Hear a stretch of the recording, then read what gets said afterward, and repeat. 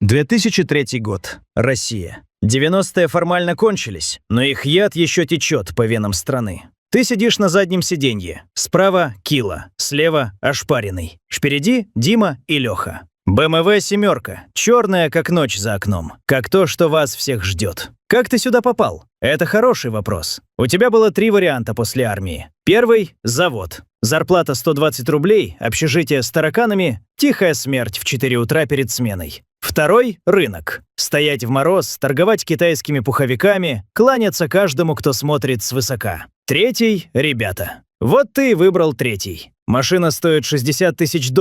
Больше, чем твой отец заработал за всю жизнь. Ты не знаешь, чья она. Лучше не знать. 90-е. Ты вырос в них. Ты видел, как закрылись заводы, как исчезли сбережения, как мужчины в твоем дворе стали пить сначала по выходным, потом по будням, потом просто не вставали. Ты решил «не я». Ты решил «буду жить по-другому». И ты живешь по-другому. Только вот куда ведет эта другая жизнь, ты пока не думаешь. Кила смотрит в окно. Ему 26. Он уже старый по меркам этого бизнеса. 26 – это много. Некоторые не доживают до 23. Ошпаренный дремлет. На его щеке шрам от того случая в 98-м. Он никогда не рассказывает, что там было. Ты не спрашиваешь. Это правило – не спрашивать про шрамы. Дима за рулем. Руки твердые, глаза – нет. Ты видишь, как он иногда смотрит в зеркало. Не на дорогу сзади, на себя. Он ищет там что-то, не находит. Жмет на газ. БМВ едет 140 по пустой трассе. Ночь, снег, фары режут темноту. Впереди ничего, позади тоже. Это и есть ваша жизнь. Промежуток между двумя темнотами. Что такое бумер для вас? Это не просто машина. В 90-е BMW – это символ. Это значит, ты выжил. Это значит, ты победил систему, которая хотела тебя сломать. Это значит, у тебя есть деньги, власть, уважение. Хотя бы на сегодняшний вечер. Миф. BMW – это свобода, реальность. BMW – это клетка на колесах. Ты не можешь выйти. Ты не можешь остановиться. Потому что если ты остановишься, тебя найдут. А найти тебя хотят многие. Откуда деньги? Конкретно не говорим, но ты понимаешь. Рэкет, перегон машин, территории, разборки.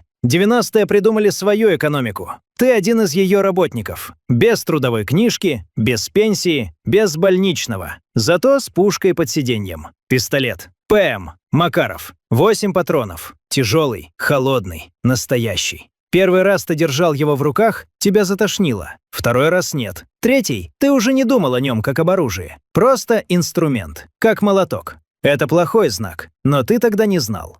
Ты помнишь первую разборку? Стоянка у торгового центра. Час ночи. 2 лагеря. Слова кончились быстро. Потом кулаки, потом ноги. Потом что-то блеснуло. Ты не помнишь точно, что делал. Тело само. Адреналин отключает мозг и включает что-то древнее. То, что жило в людях еще до городов, до законов, до морали. Ты выжил. Другой – нет. Ты уехал. Больше не спишь нормально. 3 часа ночи. Кила просыпается. Или он не спал. Говорит, притормозил заправки. Дима тормозит. Вы стоите. Тишина. Только мотор тихонько гудит. Леха смотрит в темноту за стеклом. Он думает о Наташе. Ты знаешь это. У него дома жена и ребенок 7 месяцев. Он никогда не говорит о них здесь. Это другой мир. Нельзя смешивать. Это и есть главная ложь вашей жизни. Что можно держать 2 мира отдельно. Что кровь не просочится из одного в другой. Что можно приехать домой, снять куртку и стать другим человеком. Нельзя. Кровь просачивается. Всегда. Заправка – флуоресцентный свет. Продавец за стеклом смотрит на вас и сразу смотрит в другую сторону. Он видел таких. Он знает, чем меньше видишь, тем дольше живешь. Умный мужик. Россия 2003 года. Что это такое? Страна только что пережила дефолт. Нищета реальная, не книжная. Мужики в подъездах с бутылками. Бабки торгуют сигаретами поштучно. Дети в спортивках бегают по дворам и мечтают. О чем они мечтают? Быть как вы. Вот в чем ужас. Быть как вы – это мечта. Дорогая машина, куртка кожаная, деньги в кармане. Никто не видит, что за этим стоит. Что за этим стоит? Страх. Постоянный, фоновый, как шум в голове. Ты не знаешь, когда позвонят, не знаешь, что скажут, не знаешь, вернешься ли. Некоторые пацаны уходили утром и не возвращались. Никто не объяснял. Все понимали. Леха, его история. Он рос без отца. Мать работала на 2 работах. После школы улица забрала его быстро. Сначала мелкие дела, потом крупнее, потом уже некуда было отступать. Это ловушка без входной двери. Ты заходишь через окно, а потом понимаешь, что стены. Ловушка захлопнулась не тогда, когда ты взял в руки оружие. Она захлопнулась раньше, в тот момент, когда ты решил, что по-другому не бывает. По-другому бывает, но ты об этом не думаешь. Некогда думать, когда едешь 140 в темноте. Гаишник у поста, полосатый жезл, стоп. Дима смотрит на Килу. Кила смотрит вперед. «Тормози», — говорит тихо. Дима тормозит. Гаишник подходит. Молодой, лет 25. Фонарик в лицо. Видит лица. Что-то понимает в этих лицах. Рука тянется к кобуре? Нет. Рука тянется к карману для денег. Вот и весь закон. 20 баксов. Можете ехать. Система работает одинаково со всех сторон. Гаишник тоже живет. Тоже семья, тоже зарплата маленькая. Тоже выбирает между честью и едой. Он выбирает еду. Ты его не осуждаешь. Ты бы выбрал то же самое. Ошпаренный начинает говорить. Он редко говорит, поэтому все слушают. Рассказывает про Севастополь, про море, про то, как в детстве хотел стать моряком. Смеется сам над собой. «Вот стал», — говорит. Смех в машине. Горький, настоящий. Такой смех бывает только у людей, которые понимают, где они оказались.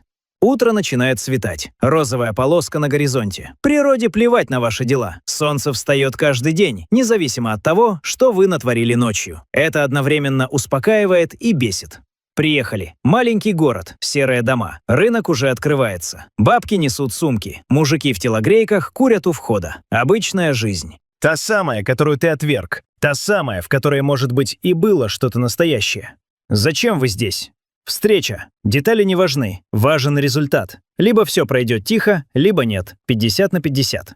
Ты сидишь в машине и ждешь. Ждать – самое страшное. Когда ждешь – думаешь. Когда думаешь – понимаешь. Ты думаешь о матери. Она не знает, где ты. Она привыкла не знать. Научилась не спрашивать. Это тоже форма любви. Отпустить человека в темноту и молчать, потому что другого выхода нет. Ты последний раз был дома 3 месяца назад. Привез денег, положил на стол. Она взяла не сразу. Сначала смотрела, потом взяла, потому что другого выхода нет. Деньги. Сколько ты зарабатываешь? Больше, чем врач, больше, чем учитель, намного больше, чем рабочий. Меньше, чем думаешь, потому что большая часть уходит вверх. Пирамида. Ты где-то в середине, не на дне, это уже хорошо. Не на вершине, туда не попасть. Там другие люди, другие костюмы, другие правила. Там уже не стреляют сами, там нанимают, таких как ты. Дима говорит тихо. Знаете, я иногда думаю, уехать бы куда-нибудь. Все молчат. Это запретная тема. Уехать значит признать, что ты хочешь другого, что тебе страшно, что ты устал. Это слабость по законам вашего мира. Но в этой машине, в эту минуту, все 4 думают одно и то же. Никто не признается. Встреча. Выходите из машины. Другая сторона. 3 мужиков. Кожаные куртки, похожие на ваши. Зеркало. Вы смотрите на них, видите себя. Они смотрят на вас, видят то же самое. 2 отражения одной страны. Переговоры. Голоса низкие, слова короткие. Здесь не говорят много. Каждое слово как ставка в игре. Сказал лишнее – проиграл. Молчание – тоже оружие. Кила молчит лучше всех, поэтому он и выжил дольше других. Договорились или не договорились. Это покажет время. Сейчас важно уехать живыми. Вы уезжаете живыми. Это считается успехом. Едете обратно. Уже днем. Трасса оживает. Фуры, легковушки, маршрутки. Обычный мир едет по своим делам. Вы едете по своим. Ошпаренный спит, наконец. Леха смотрит в телефон. Звонит жене. Короткий разговор. «Все нормально. Скоро буду». 3 слова правды в море лжи. «Скоро. Это когда?» «Буду. Это точно?» Кила достает сигарету. Закуривает. В машине раньше не курили. Правило. Сейчас он курит. Никто не говорит ничего. Значит, напряжение еще не отпустило. Он тоже думал о чем-то там, на встрече. Что-то было не так. Он не говорит, что. Стоп-кадр. Вот вы 4. 2003 год. Вам от 23 до 28. Вы здоровые, живые, умные. В других обстоятельствах, в другой стране, в другое время вы были бы кем-то другим. Инженером, тренером, предпринимателем, музыкантом. Страна не дала этих обстоятельств. Страна дала руины 90-х и право выживать, как умеешь. Это не оправдание, это факт. Заехали в кафе. Простое, придорожное. Пластиковые стулья, ламинированное меню, котлеты с макаронами. Ты ешь и думаешь. Вот это и есть настоящая еда. Не рестораны, куда иногда ходите при деньгах. Вот это – макароны с котлетой, чай в стакане с подстаканником. Это настоящее. Это то, с чего ты начинал. Это то, к чему вернешься. Дима не ест, смотрит в окно. Что он видит? Заснеженный двор, дерево, голубей. Или он видит что-то еще? То, что внутри. То, что с недавних пор не отпускает его ни ночью, ни днем. Поговорим о том, что будет дальше. Не в фильме, в жизни, которую фильм описывает. Из тысяч таких, как вы, в 90-е и начале 2000-х большинство не доживало до 35. Статистика жестокая. Пуля, авария, передоз, тюрьма. Или сгорел изнутри. Это тоже бывает. Когда живешь на адреналине годами, организм изнашивается. Сердце не рассчитано на постоянный страх. Которые выжили, разошлись по-разному. Одни легализовались, стали бизнесменами, депутатами, уважаемыми людьми. Купили офисы, надели галстуки, наняли охрану. Прошлое не обсуждается. Прошлое – это другая страна с другими правилами. Другие ушли в тихую жизнь. Уехали в маленькие города, завели огород, стали молчаливыми мужиками, которых боятся соседи. Третьи так и остались в системе. Только система к тому времени изменилась. Стала крупнее, организованнее, скучнее. Свободы не стало больше. Свободы не стало совсем.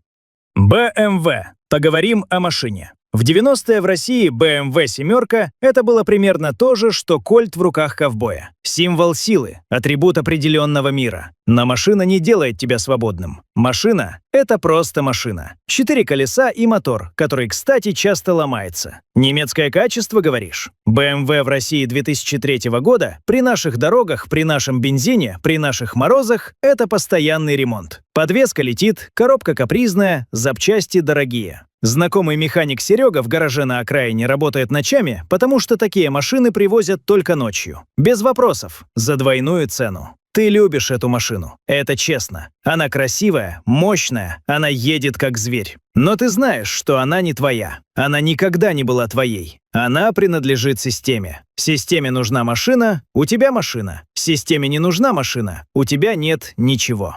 Кила. Поговорим о Киле. Он старший. Он самый холодный. Про таких говорят не человек, механизм. Механизм не боится. Механизм выполняет задачу. Механизм не думает о матери, о детстве, о Севастополе. Но однажды ночью ты видел это. Он сидел в машине один, думал ты, что он спит. Смотрел в стекло. На его лице было такое выражение, какого ты никогда не видел при людях. Ни страх, ни злость, усталость. Какая усталость, которую не снимает сон, которая накапливается годами, которую носишь в теле, как осколок. Он не знал, что ты видел. Утром он был снова Кила. Ошпаренный. Он смешной. Это его защита. Если ты смешной, тебя не воспринимают серьезно. Если тебя не воспринимают серьезно, ты чуть дольше живешь. Старая стратегия. Работает. Но у него есть книга. Ты видел ее однажды. Она была под матрасом в той квартире, где ночевали. Достоевский. «Преступление и наказание». Треснутый корешок. Зачитанная. Он читал ее несколько раз. Ошпаренный и Достоевский. Это не вяжется. Или вяжется идеально. Про тюрьму. Рано или поздно это случается. Статистика неумолима. Из таких компаний большинство ребят проходило через следственный изолятор. Кто-то выходил быстро, деньги или связи, кто-то не выходил вообще. Тюрьма меняет человека. Это не метафора. Это физиологический факт. Мозг под хроническим стрессом перестраивается. Реакции меняются. Страхи меняются. То, чего боялся раньше, перестаешь бояться. То, что казалось нормальным, становится невыносимым. Обычные звуки, запахи, тесные помещения – это уже не просто раздражители. Это триггеры. Некоторые ребята, которые выходили, становились тише, садились у окна и часами смотрели на улицу. Ни злые, ни добрые. Просто пустые. Как будто что-то важное осталось там, за решеткой, и не вышло вместе с ними. Россия. 90-е. Откуда это все взялось? Советский Союз падает в 91-м. Это не просто политика. Это разрушение всей системы координат. Всего, что люди знали как правильное, нужное, понятное. Работа на заводе – правильно. Уважение к старшим – правильно. Государство заботится – правильно. И вдруг ничего этого нет. Завода нет, денег нет. Государство не то чтобы не заботится. Оно активно грабит через реформы, через ваучеры, через гиперинфляцию. Целое поколение мужчин оказалось без инструкции, без понятия, что делать. Одни сломались сразу, другие искали новые правила. Новые правила писались на улице. Кто сильнее, тот прав. Кто смелее, тот богаче. Это старые правила, очень старые, племенные. Они всегда ждут под поверхностью цивилизации. Когда цивилизация трескается, они выходят. Вы неплохие люди, вы люди своего времени. Это не одно и то же. Снова машина, снова трасса. Едете куда-то еще. Или уже домой. Ты не всегда понимаешь разницу. Дом — это место, где ты ночуешь. Не обязательно то место, где ты живешь по-настоящему. Леха говорит, сыну звонил. «Угу», — говорит сынок. Первое слово почти. 7 месяцев. Леха смеется. Первый раз за сутки. Настоящий смех. Не тот, горький. Детский смех из трубки — это единственное, что пробивает броню. Все 4 в машине немного теплеют. На минуту. На 1 минуту. Вы просто 4 человека, которым хорошо от того, что маленький пацан сказал «Угу». Потом снова дорога. Что осталось от той эпохи сегодня? Много чего осталось. БМВ тех лет ездит еще кое-где. Уже не как символы, а как старая ржавая машина на вторичном рынке. Куртки кожаные стали антиквариатом. Слова, жаргон тех лет, вошли в язык насовсем. Бригада, разборка, наехать, отмазать – обычные слова теперь. Рэп-музыка 90-х. Она была саундтреком. Она до сих пор звучит. Люди, которые слушали ее тогда в таких машинах, сейчас им 40+. Они слушают ту же музыку в пробках на современных машинах. Другие машины, тоже прошлое. Фильм вышел в 2003 году. Снял его Петр Буслов. Ему было 26 лет. Ровно столько, сколько Киле. Он снял кино про своих сверстников, про то, что видел, про то, что чувствовал. Без осуждения, без морализаторства. Просто. Вот жизнь, вот люди, вот то, куда они едут. Бюджет был маленький. Съемки в реальных местах. Актеры – Андрей Мерзликин, Максим Коновалов, Владимир Вдовиченков, Сергей Горобченко. Они не играли персонажей, они жили ими. Это чувствуется в каждом кадре. Фильм стал культовым сразу.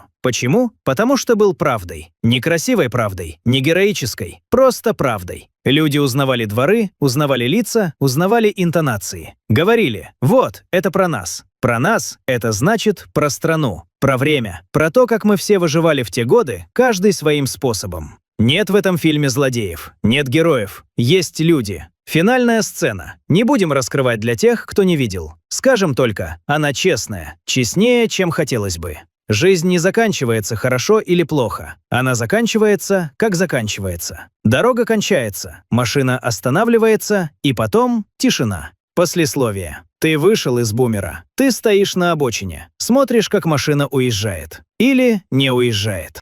Это зависит от того, какую версию истории ты выбрал. Таких историй по всей России были тысячи, десятки тысяч. Разные машины, разные города, разные имена. Одна эпоха, одна страна, одна температура внутри. Смесь страха, злости, усталости и того самого необъяснимого братства. Когда ты и эти трое – одно целое. Когда ты знаешь, они не предадут. Или предадут, но пока не сегодня. Что такое 90-е для России? Это рана, которая затянулась, но не зажила. Это поколение, которое выросло без опоры и строило опору сами, из того, что было под рукой. Иногда из хорошего материала, иногда нет. Бумер – это не про бандитов. Бумер – это про выбор. Точнее, про ощущение, что выбора нет. Это самое страшное ощущение в жизни человека. Что дороги, которые ты видишь – это все дороги. Что за горизонтом – то же самое. Что бежать некуда.